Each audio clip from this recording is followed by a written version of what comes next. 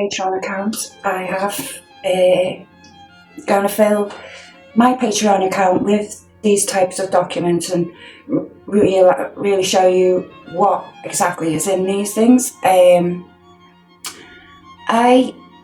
read up to page 15 last time, and what I've discovered between that time, let me just say, is that he went to the FBI with the chief. The FBI did a genealogy search through his family and found that Kohberger was the suspect that they've been looking for. I was watching, I gotta get better at these channels, but they were talking today about the possibility. Oh, what was I going to say? It was interesting what they said as well. Oh, sorry, I'll come back. But I'll read where we were up to.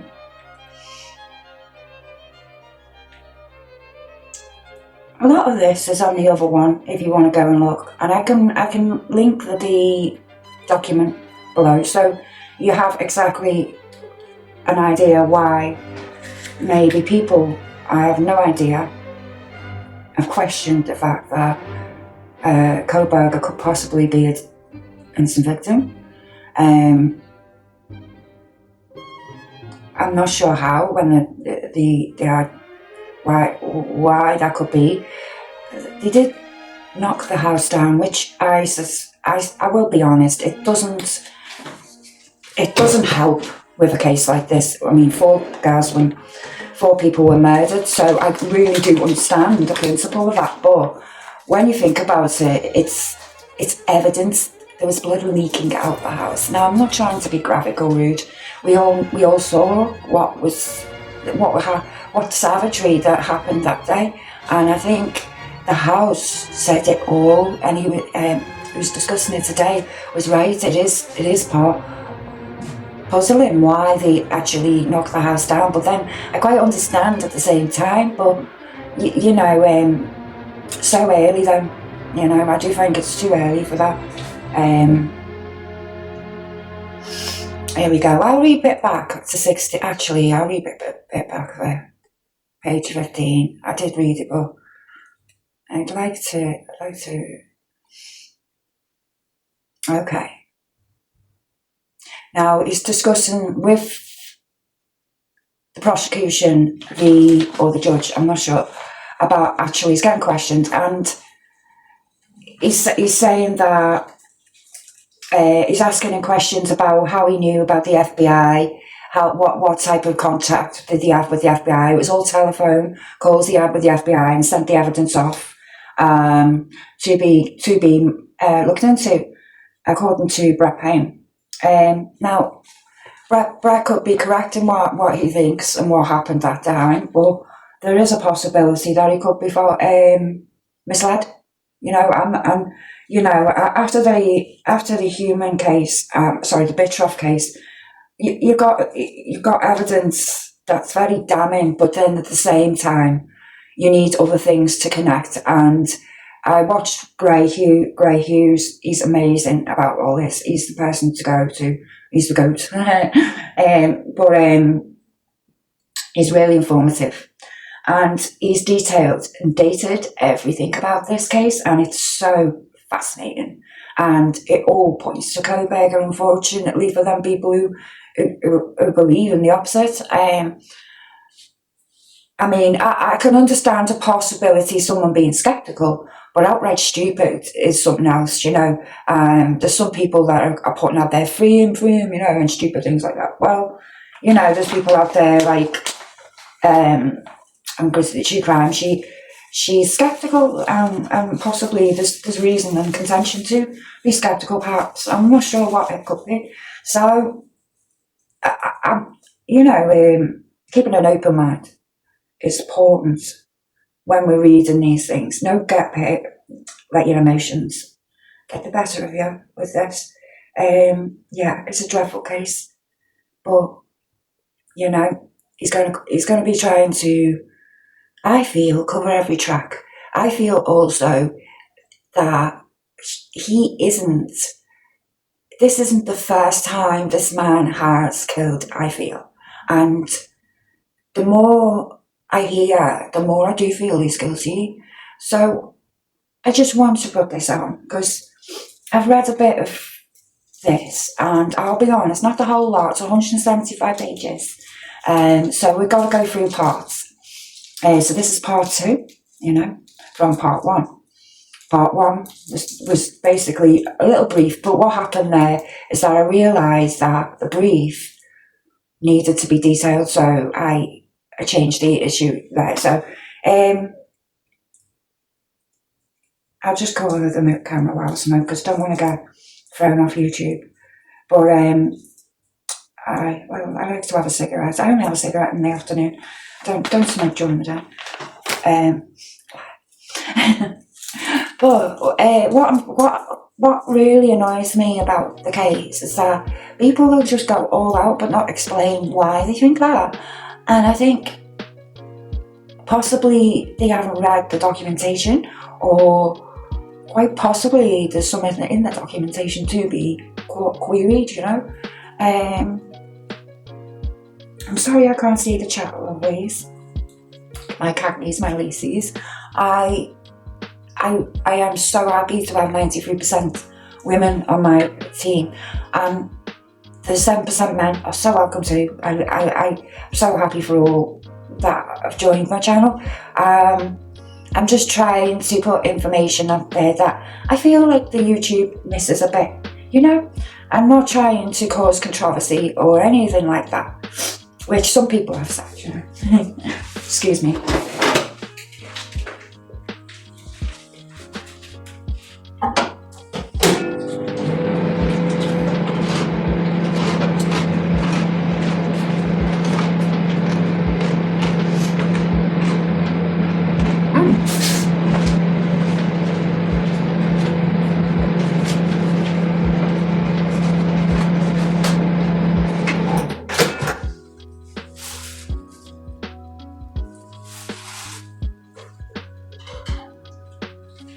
Yeah, my video got problems last time, with the reviewing. So what I don't want to do is stop that access for yourselves, for the testimony needs to be seen on the screen. Not necessarily myself. So I'm going to put this up. I'm just hoping that you can see the screen just as I have a cigarette. Now, I'm from England and we're not allowed to smoke even in the pubs in England, so so I'm sorry about that. But I will take it down once I've had a cigarette, don't worry. I'm not going to be rude or anything. I just don't want to be rude to you and not show you the document, By the way, I can't see the chat. Just for anyone who's just joined, I'm just indicating.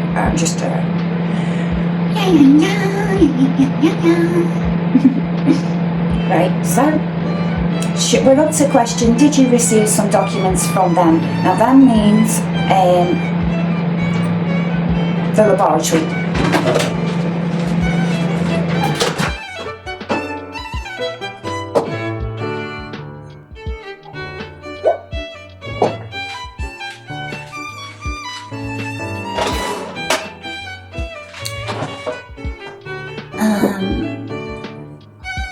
She began work on the investigation into genetic genealogy. The question, yes ma'am. What kind of information did you receive from Otham Laboratories? Answer was this is Brett Payne, the detective. I don't remember what I received from Otham directly. I knew where they were conducting their specific type of work. I don't remember exactly what they provided to us. Question, did you receive some documents from them? Yes, ma'am. Question, okay, do you know how many documents you received from them? Answer, I don't know. Question, was it one type or more than one type? I don't remember. Were you part of the discussion to take the work from Otham and go to the FBI? Answer, yes ma'am. Question, why was that decision made? Now this is important. From my understanding, granted, This is my first encounter with the investigative genetic genealogy. So again, as I collaborate discussion, we decided that because the Idaho State Police Lab and the Othram FBI had essentially exhausted their resources, this is how I understood it, that we would move to the FBI, not the FBI, they go to for this final part of finally, putting the, dotting the I's and crossing the T's with the DNA. Because, he says, FBI, he continues, because they had more resources available to pursue the particular avenue. And then she asks, do you know what more resources the FBI had? And he answers, the only thing I'm privy to was that they had more databases that they could compare samples to. That was the extent of my knowledge. And then she asks, do you have familiarity, I have got a list by the way, with the database and the rules that apply to those? Answer, no ma'am. Question, I'll save those questions. What was your communication with the FBI about IgG? Answer, so our communications were just via telephone. The sample was sent to the FBI. I don't remember the date. It was given over to them, but after that there was very few conversations, and if they happened at all, they were just telephonic advising us that the process was still in the works and they would let us know when or if they had anything of interest for us. Question, do you know what files or documents went to the FBI or Othram? Answer, I don't remember. Just give me a second, please.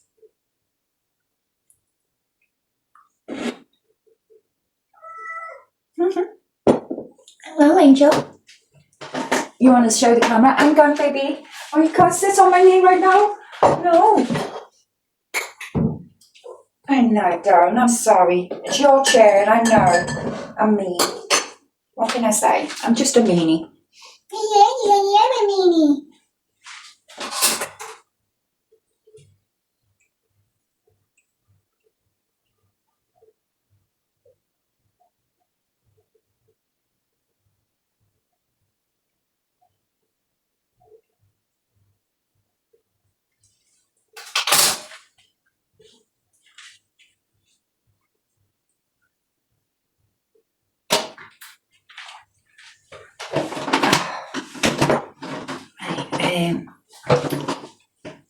I don't remember. Did you receive documents from the FBI in relation to IgG?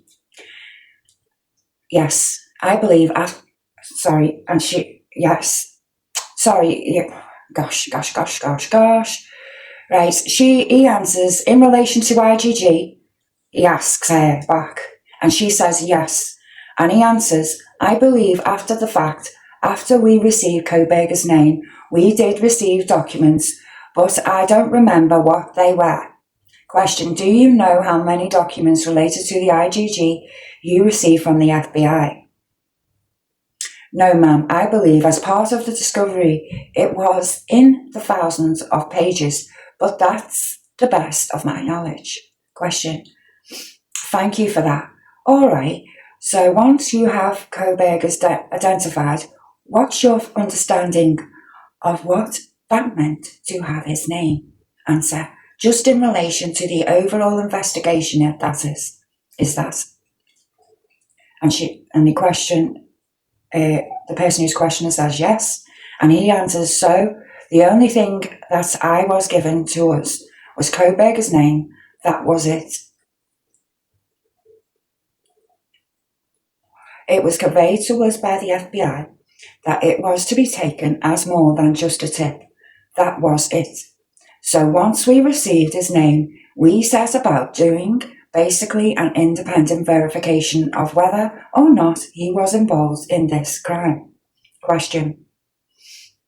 I'm going to talk to you about that a little bit more, but do you know why the FBI connected Ryan Koberger to the case?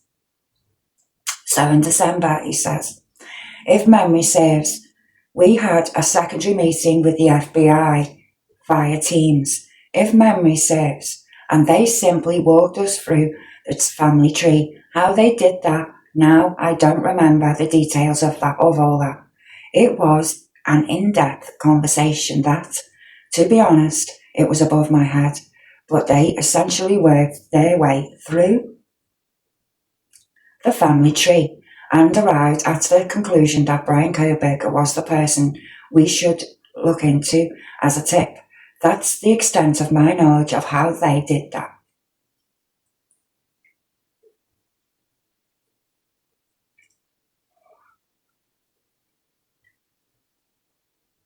Question.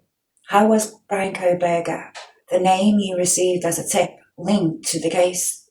The answer, he wasn't until December 19th. So they knew quite early, didn't they? 6 weeks. Question. What item of evidence did they link Brian Koberger to? Answer. I'm not sure what you're asking. As far as before December 19th, is that what you're referring to? Question. Yeah. Answer. We didn't have one that's at that point. Sorry, I'll say that again. He answers, we didn't have one at that point. Question. Why did you become interested in learning the identity of Brian Koberger? Not quite sure. I understand your question.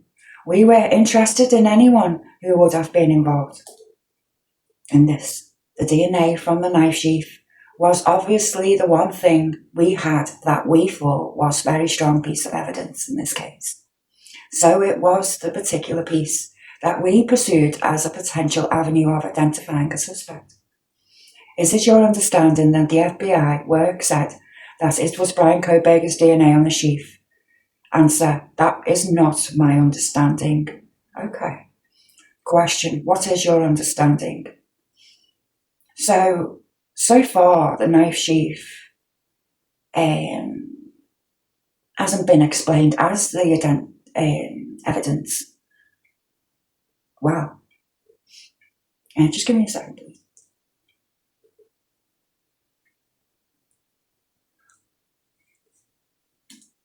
It's up and down with the cases, isn't it? You don't know.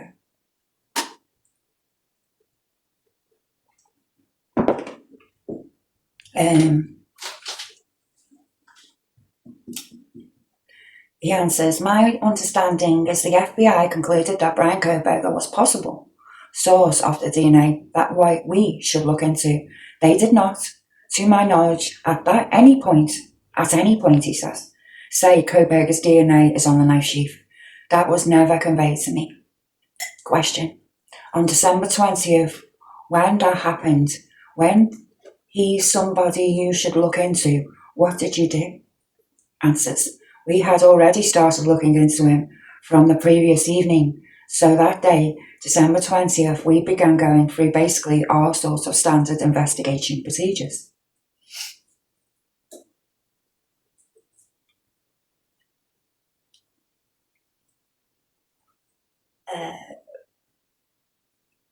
That we had been doing throughout the investigation for various leads, to include basic DMV searches, NCIC offline returns, NCIC searches. Now, I have a feeling that is like looking into what he's searched, what he's been doing. I'm not sure. We have a database called TLO, which is a credit-based search we use to find basic information. Oh, wow. So we started doing all those things, looking into information about Mr. Koberger.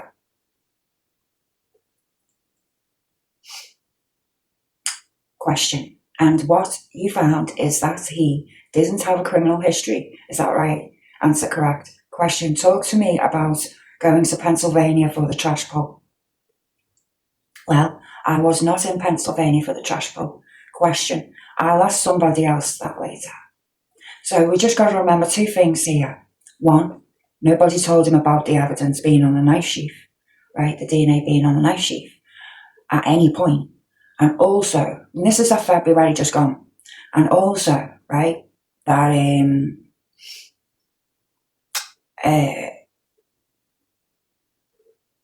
Brian Koberger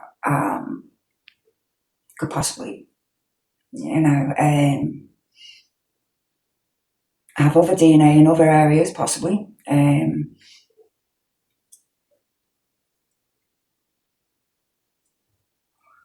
like to know what you all think about this, because I am a little bit puzzled. Answers. Well, I was not at the Pennsylvania for the trash pull question. I'll ask somebody else that later. So he wasn't there for the trash pull. This is what my point was. And he wasn't there. He didn't hear about the DNA being on the sheaf at the time. Okay. And question next is, all right. So after you received Brian Koberger's name and he hasn't been on your radar at all before, is that right? Answer's correct. Question, all right. You had pursued interviews and surveillance video. Had you pursued evidence found inside the scene at 1122 King Road? Yes, ma'am. Question, what efforts did you make to pursue the unknown male B? Answer, you have to be more specific. I don't remember exactly where unknown male B came from. Question, if I told you the lab report showed unknown male B came from a blood spot on the handrail going between the second and the first floor, does that help jog your memory? Answers, yes, ma'am. Why did you not pursue that person? Answer, at that point in time, we had already received Brian Koberger's name, and from what my understanding was, entering another DNA profile into the CODIS would remove the previous one we had from the knife sheath. Bloody computers to blame.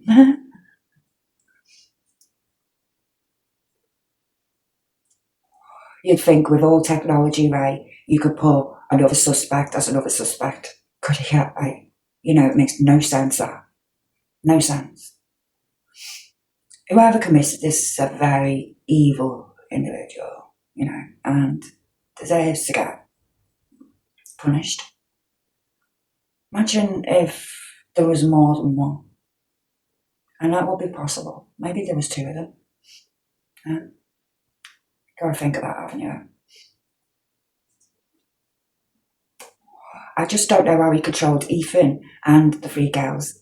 Do you know, that sort of thing? Because if Ethan got up to see him and things like that, maybe someone stumped him in his way and stopped him in his way on the way to going to Madison's room and was attacked by male B. Who knows?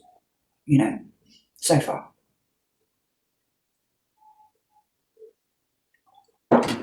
Depends on what you believe. Is memory again. So if my memory says the discussion was, we'll hold off. We'll stay with the one from the knife sheath. If we did too, we can address the unknown male B at a later time. Hey, I want to make sure, she questions, I want to make sure I understand your testimony. Were you not aware of unknown male B until after December 19th, when you knew Brian Koberger's name? Answer, no, ma'am. I was aware of that before? Yes, he says. Question, how about unknown male D? Now there's another one.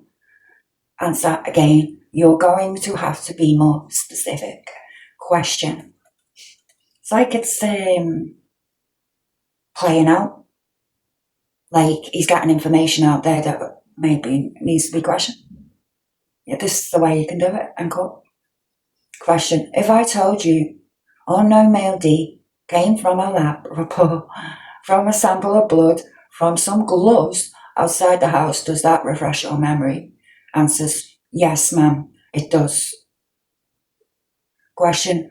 You're aware of that too? Answers, yes, ma'am. Question. I want to back up and talk about the affidavits. I think you told me in prior hearing that you were the person that wrote Exhibit A, or the affidavit in support of the search warrant when it came to look for things about Brian Koberger. Did I understand that right? Yes, ma'am. Question.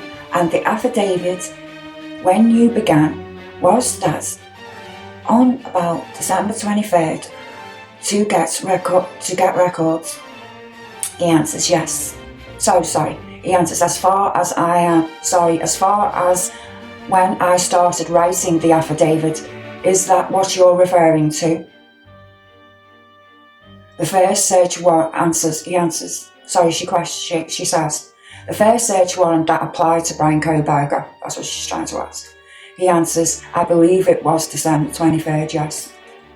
When did you begin writing the affidavit? Answers, I began writing the affidavit long before that. It had been a running affidavit because at the beginning of it, there's a walkthrough of the crime scene. There's numerous things. It was a living document, so we just add information to it. I'd say that the document started, I don't know, I couldn't give an exact date, a couple of weeks prior to that, even before we knew Mr. Koberger's name. Okay. It sort of makes sense, but it's not.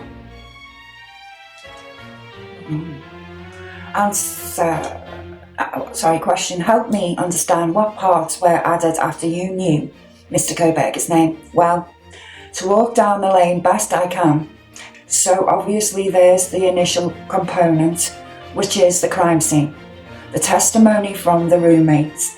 Then after that, the bushy eyebrows thing.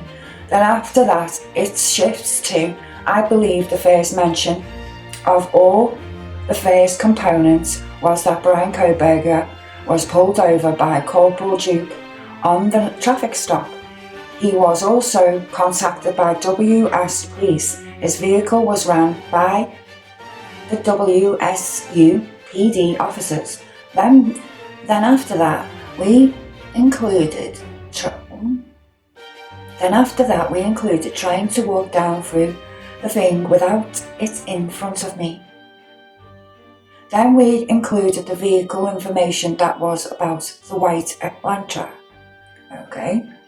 And after that, we included his residence and that he had hit LPRs or his vehicle had been seen on LPRs between Moscow or Poland, and Pennsylvania.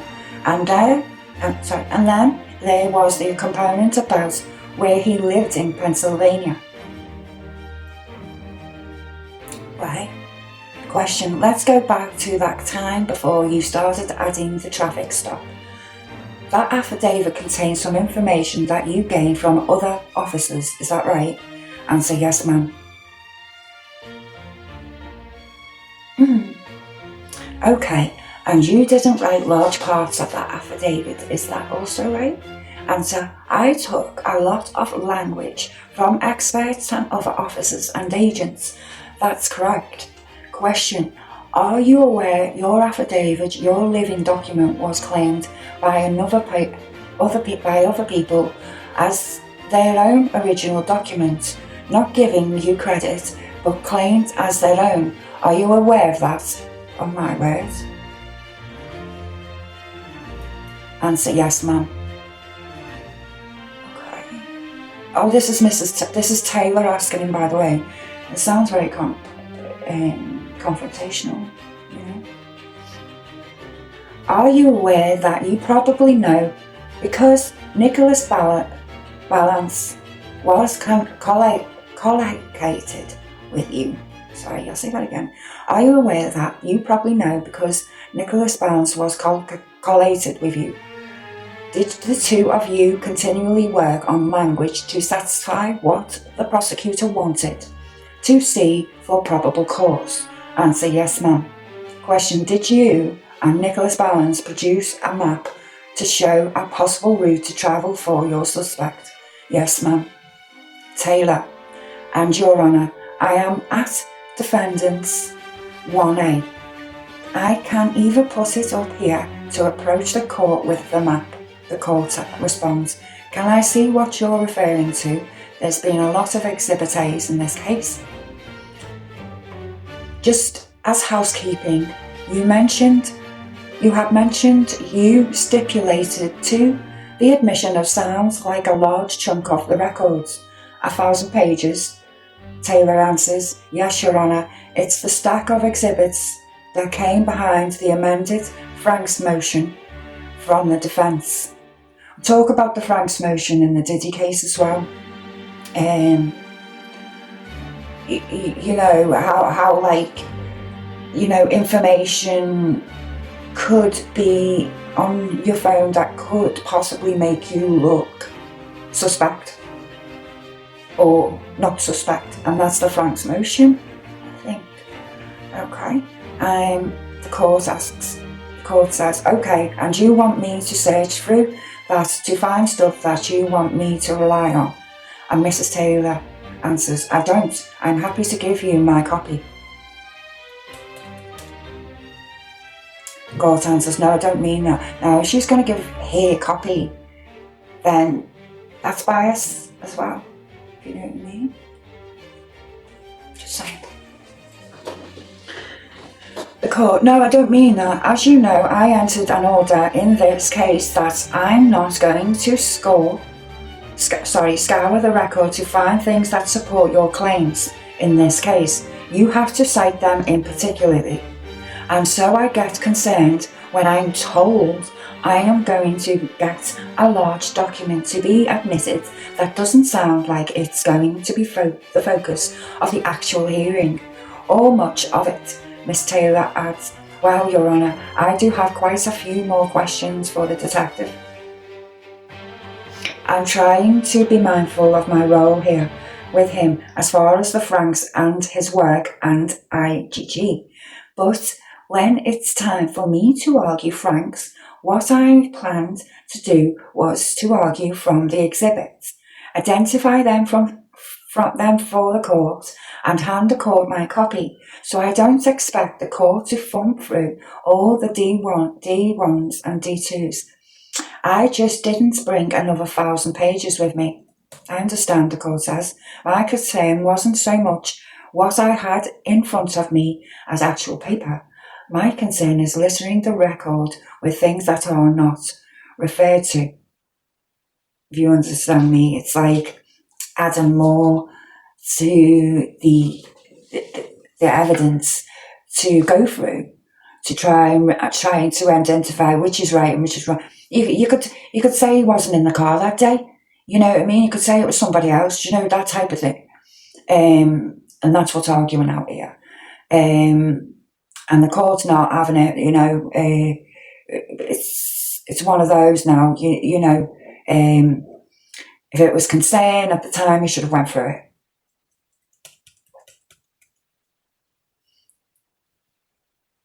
Mrs. Taylor, oh, I absolutely understand that, Your Honour. Those were all put in so that the council would be advised. Because the fact that I admit this group of documents does not mean that it is something that can be relied on, if you understand me, as evidence. Absent you actually using it.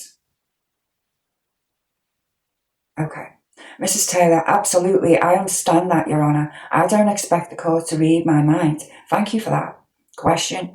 Detective, I'm going to attempt to put this map up here. Is that the map you and Nicholas Balance came up with to help with the probable cause? Now, I haven't got the map, I'm afraid. Now, certain routes could be different. He could have took it to certain routes that, you know, I'm not sure, you know what I mean? It's scary one reading, because you know what? I don't want to give ideas to people or, you know, a scam, getting away with basically murder, you know, but he's challenging it. Yes. Is that the map you and Nicholas Balance came up with to help the probable cause? Yes, ma'am. Now, if he's autistic, he wouldn't be really keen on challenging so much. You know, that was the issue with the Gypsy Rose case, in my opinion. That boy should be out. He should be in jail. I don't get it. I understand it. I really don't. That's autistic to me. And says, yes, ma'am. Question. Thank you. I'm glad. I'm going to leave that there for just a minute. Wow. and I'm going to ask some other questions. I want to go back to the part of the first affidavit.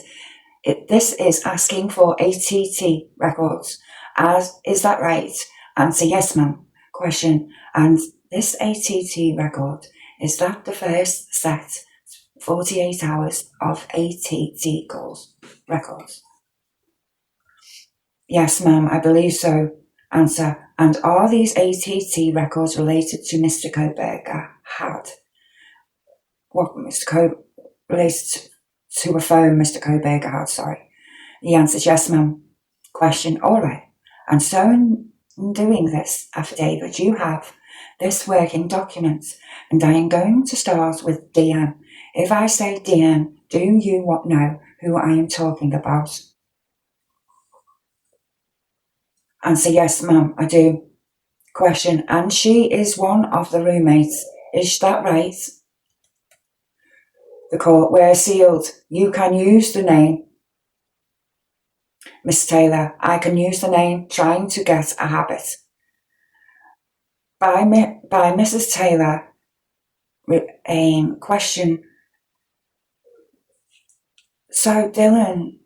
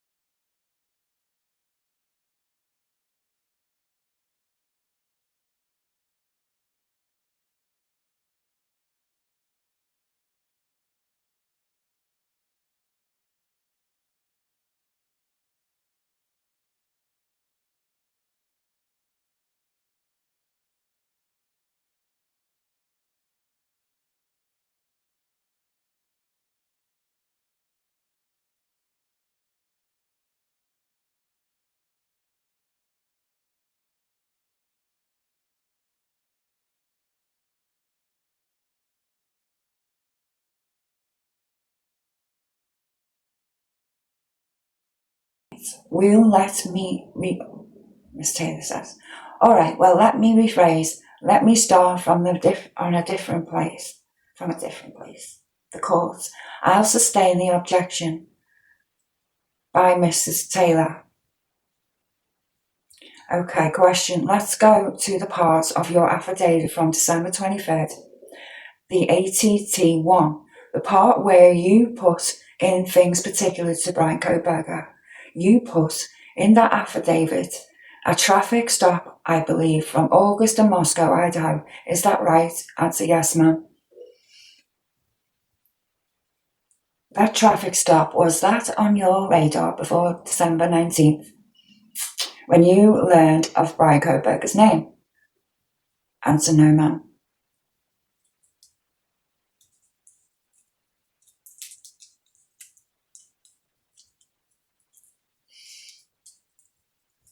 Question. The next thing you relied on was a traffic stop at WSU. Is that right?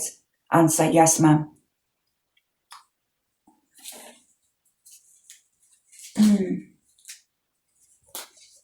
Excuse me.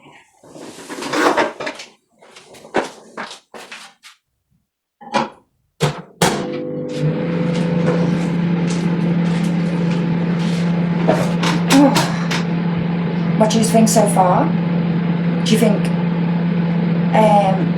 of Dylan? Is it Morse Q? I'm not sure. Don't get me wrong, everyone can look a bit suspect. Right now, we should keep an open mind on this. He is a detective, you know. And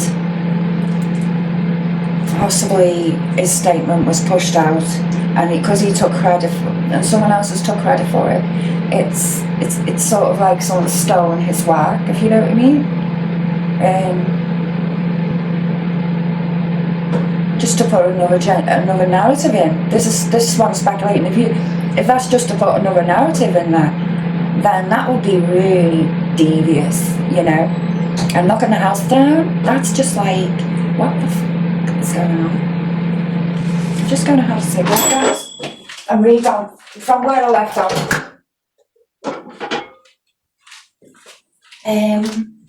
We're up to page 27 now, and we've read so far, if you're just joining us, the testimony of Brett Payne. Brett Payne was a detective on the Idaho 4 case. He so far told us that in no possible way did DNA from Brian Koberger come from the sheaf. As far as his knowledge is, no. But it doesn't mean that it didn't, you know. Also, there's 2 other people, unknown males, and the mention of Dylan so far.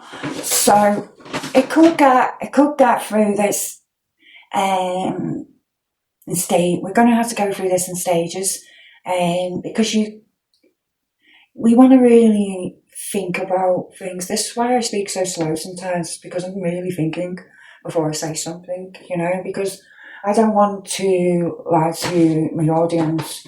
I say I'm a truth teller. I'm not going to be bought by anything or an agenda or anything like that. I'm not political. I'm very anti-war. I'm very anti-everything. But I don't rub it in anyone's face what I think. This is just how it is. And that's that. That's it. It's in black and white. I can't do nothing about that, I'm afraid. And I'll read on another 5 or so pages, or 10. Depends on how it goes. But yeah, it's interesting so far. I'm interested now.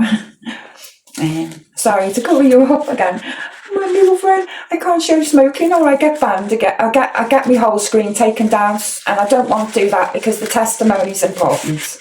Okay, so I'm just going to be a loser and smoke, and then take it down when I finish. All right, guys.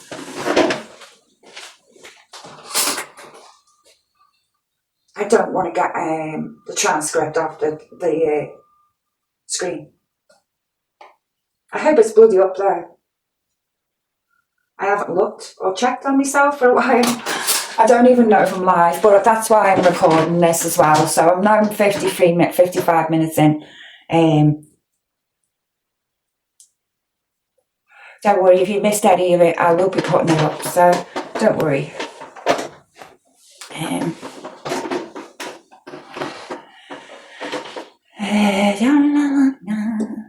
But if you want to see me on a camera, go to my Patreon account. It's that cheap. It's £1.99. You join, you see me face instead of just a document. You see a lot more documents than that I do in the lives. I also do casework, like the human case is my main baby case, but the Gilgo case, and I just like to look in the background because I find that fascinating. Hello, 111, can you hear me? I hope so. So we're back to the traffic stop moments, okay? That question, that traffic stop, was that on your radar before 19th of December you learned of Brian Koberger's name? Answer, no ma'am. Next question, the next thing you relied on was a traffic stop at WSU. Is that right? Answer, yes ma'am. Question, was that traffic stop on your radar before you knew of Brian Koberger's name on December 19th? Answer, no ma'am. Question, you put in information about front license plates being missing from Pennsylvania cars. Is that right? Answer, yes ma'am.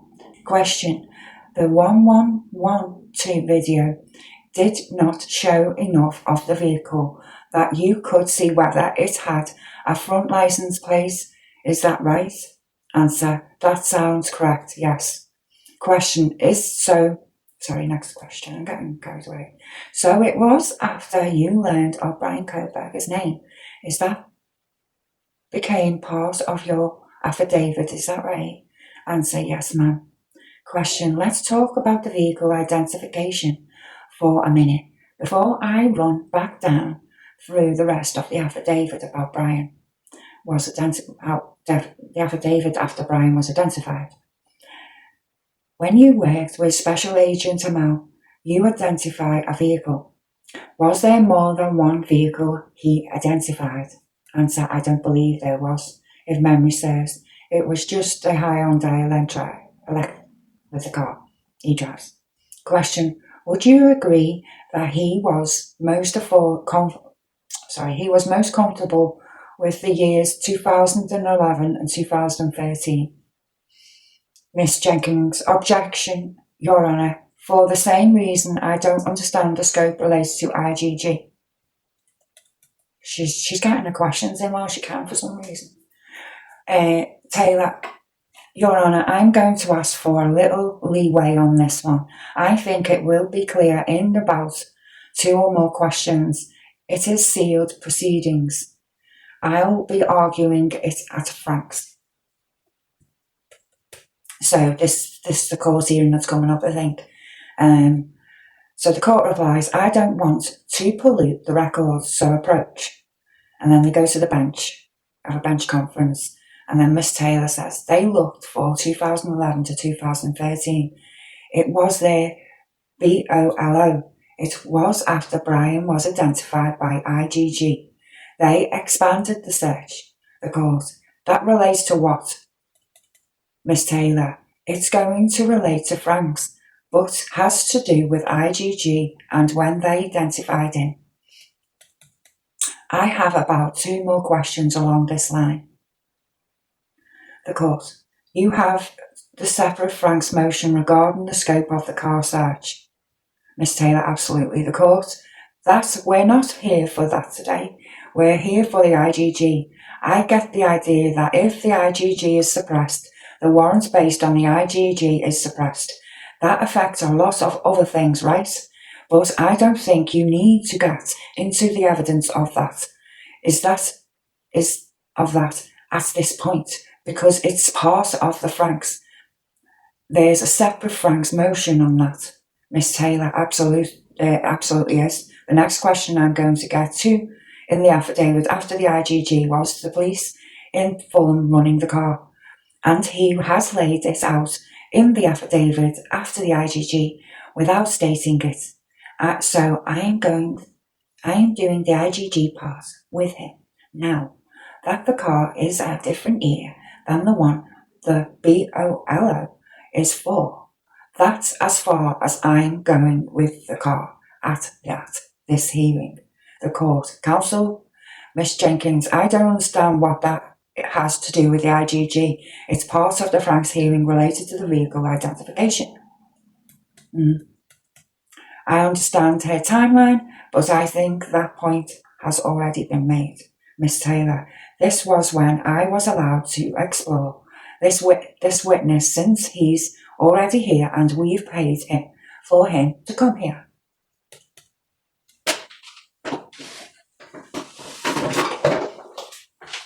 Why? Why did it take paying him to come? Isn't that against the ethics of the police? Not sure.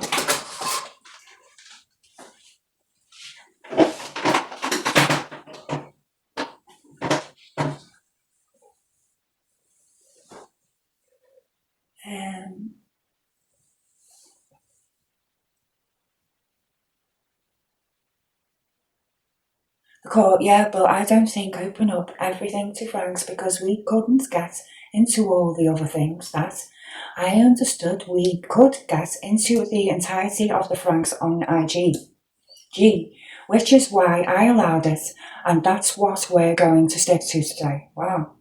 Miss Taylor, IGG flows. It makes everything. The court, well, I'm not suggesting we get into other Frank issues that sprung in part with the IGG, because those are separate based, right? And so I think we need to just talk about the specific IGG stuff today in terms of the Franks. So that's allowed because it's the IGG. There's not a separate motion to suppress based solely on that, and not the IGG, if I'm not mistaken, apart from the Franks motion. Miss Taylor, to suppress which? I'm not following. I'm sorry.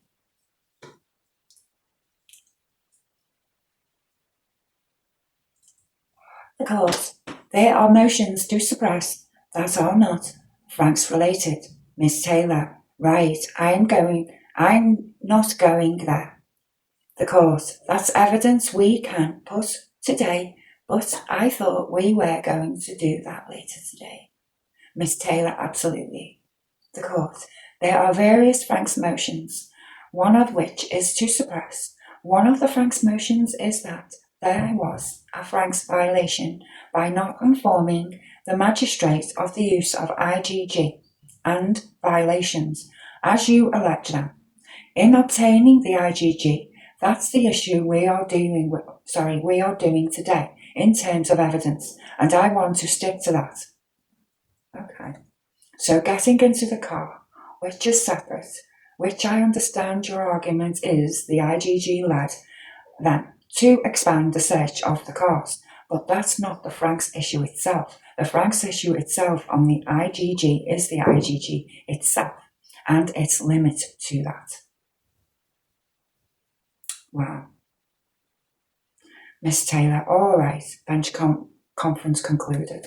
So this has all been sealed, and then this is and nothing. It does come out eventually, but I've not seen much on the Brian Koberger ever, court hearings, court dates, and to be fair, I have an open mind on things. It's like with the human case, there's certain things that make me question: is it right? Is it ex-human? But you see, you have to keep objective, guys, and try and wait and see and go through the evidence like little gumshoes we are, and we find out our ways through the evidence, don't we? And reading it out together, we learn a lot more, Question. This is by Miss Taylor. All the things in the warrant that became particular to Brian Koberger were not on your radar before you learned his identity through IgG. Is that correct? Yes, ma'am. Excuse me. Still smoking, guys. I'm sorry. I keep see. I don't want you to know where I light my cigarettes. Oh, funny. My ex used to go mad for me doing it, you know, on his toaster.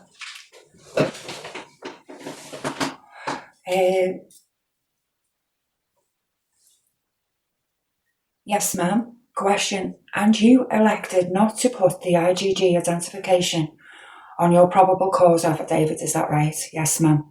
What led to you to make that decision? The decision was a collaborative decision. So it wasn't just him.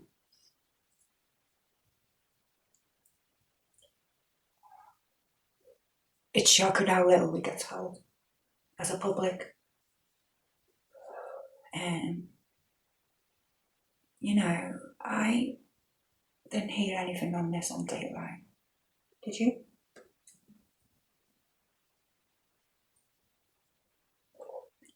Probably because I got no attention span. I probably fell asleep. But I did watch it. I did watch a bit of it. But I'll watch it with you if that's okay sometime.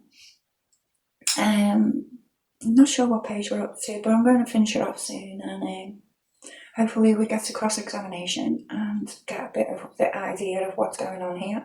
Because,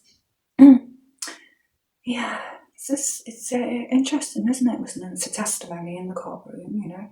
I'm going to try and get the Cassie one from yesterday. I probably will. And we'll come back on later tonight. Hopefully I feel a little bit better as well than the migraine. It's gone now, but I don't want to push it. I've had a migraine for a while, but you know, like sort of headache attacks. You know, I think I need glasses. I think I do, but I just I'm going a bit weird-eyed as well sometimes when I'm looking at myself in the mirror. I noticed on the camera then, like, you know, when you're tired, it really stands out. If you've got a slight turn, you know, like I have, gosh.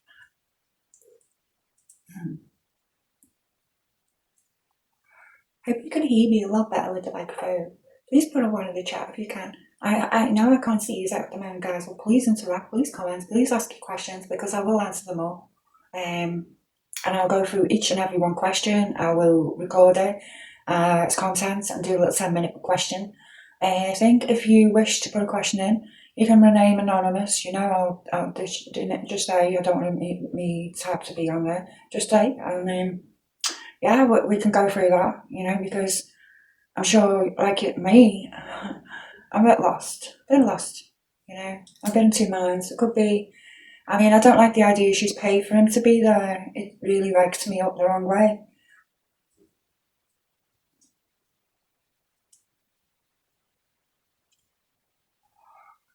Okay.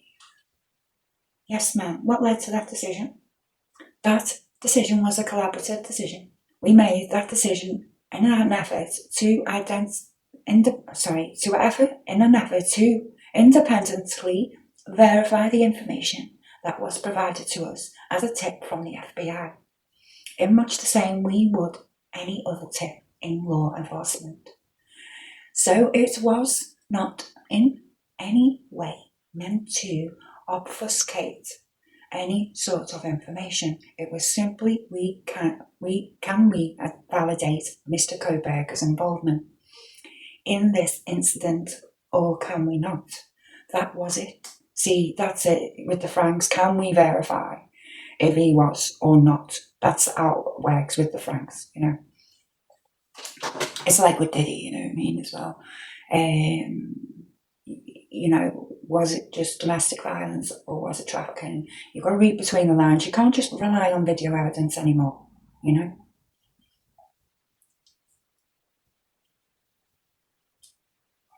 So twisted things have happened in the human case that make me think objectively, you know.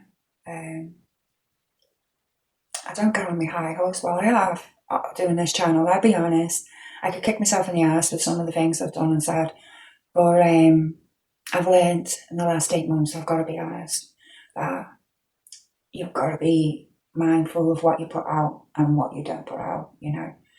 I do put media out there, what people have said and stuff like that, but it doesn't mean that I believe it. So far, I'm 50-50 on this, you know. I'm 80-20 on human, you know. Sorry, I always do things that way.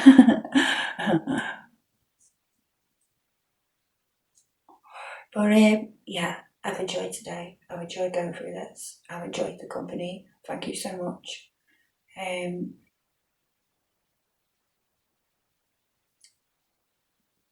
The question next is, as a group effort, you decided to intentionally leave that out of your affidavit. Yes, ma'am. Miss Taylor, given the limitation at this point, I think that's all my questions. The court. All right. Cross-examination. Cross-examination by Miss Jenkins. Question. Good morning, detective. I only have one question for you. Let's go back to December 19th and December 20th and the information that was provided to the team. Correct? It was a team? Answer, yes, ma'am. Question. And who all was part of this team that was receiving this information telephonically from the FBI? Answer. So there were several of us. Yourself.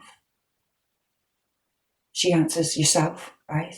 Miss Thompson was there. Darren Gilbertson from the Idaho State Police. Ed Jacobson from the FBI. I believe there were a couple of other folks from the FBI and ISP in the room.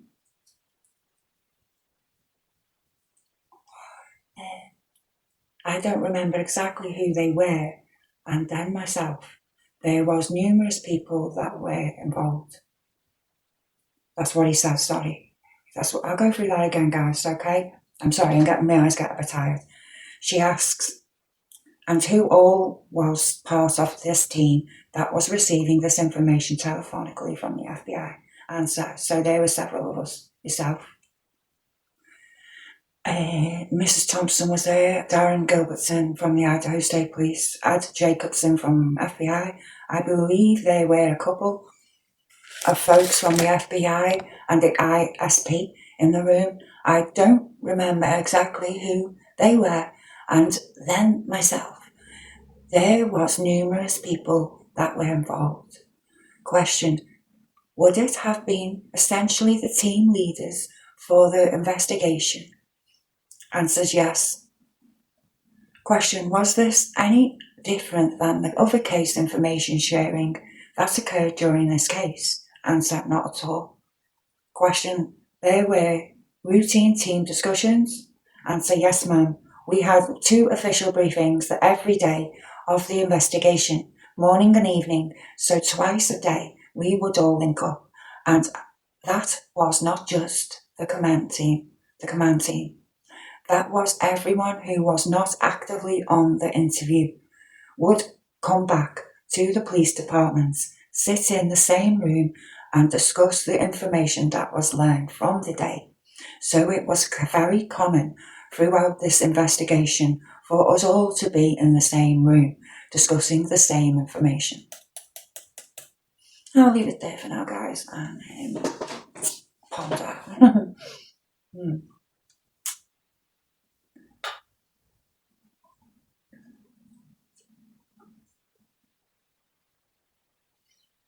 I hope everyone's found something of interest in this case. What has brought you to speculate about the proceedings so far? Because I'll be fair, my take is my take, but it doesn't mean that that's all the evidence there is so far. I've seen so many things that make me very clear to me that Koberger is the killer. Yeah, there's questions that need to be answered, of course. I feel that's wrong if I didn't say. But it's mistake. Me computer's going now. I think the connection's been bad on this, so I'll be posting it up on my screen for you guys, and I'll put the documentation up on another.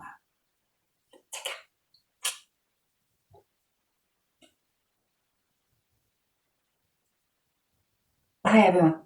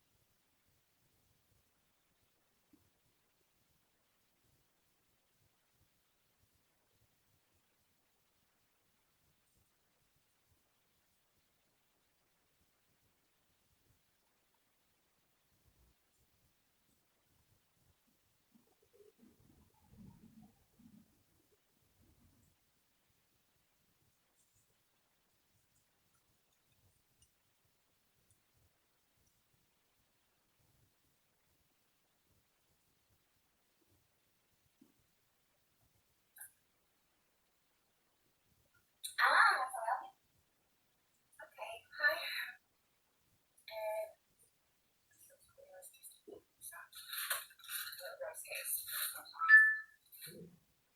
Thanks for joining us today. I'm going to go over a couple of things that I've noticed recently. Been trying to make them a bit.